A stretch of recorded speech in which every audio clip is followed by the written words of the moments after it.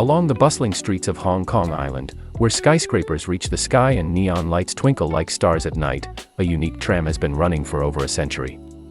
People affectionately call it the ding ding, after the cheerful chime it makes as it travels through the city. The origins: a dream on rails. At the end of the 19th century, Hong Kong was growing rapidly. The city needed transportation that could quickly transport workers, merchants, and families along the island's north coast. In 1904, that dream became a reality. The first electric trams began operating. Back then, they were single-deckers, simple yet revolutionary, a symbol of progress in a bustling port city. Growth and change.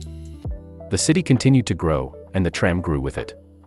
In 1912, the first open-top double-decker trams appeared. In 1925, these were fully covered, protecting passengers from rain and heat. Eventually, the network became unique, the only fully double-decker tram fleet in the world. The trams passed markets, temples, colonial buildings, and later gleaming office towers. Generations of residents sat at the top, by the windows, while the city passed by below like a living movie. The route through the city. The tram primarily runs along the north side of Hong Kong Island, from Kennedy Town in the west to Shau Kei Wan in the east, with a loop to Happy Valley. Together, this forms a network of approximately 16 kilometers of track. How many people does the tram carry? The tram isn't just nostalgic, it's also incredibly important for daily transportation. Today, it carries approximately 134,000 to 200,000 passengers per day, depending on the year and source.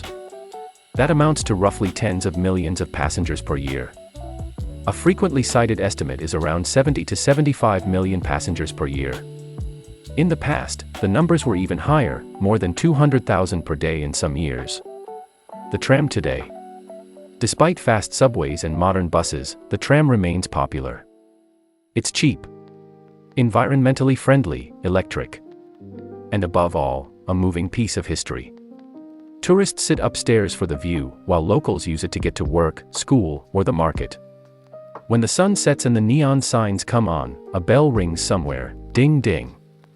The tram glides slowly past taxis and pedestrians. A child sits by the window on the upper deck, as amazed as children were in 1904. And so the Hong Kong tram continues its journey. Not just on rails, but also through time.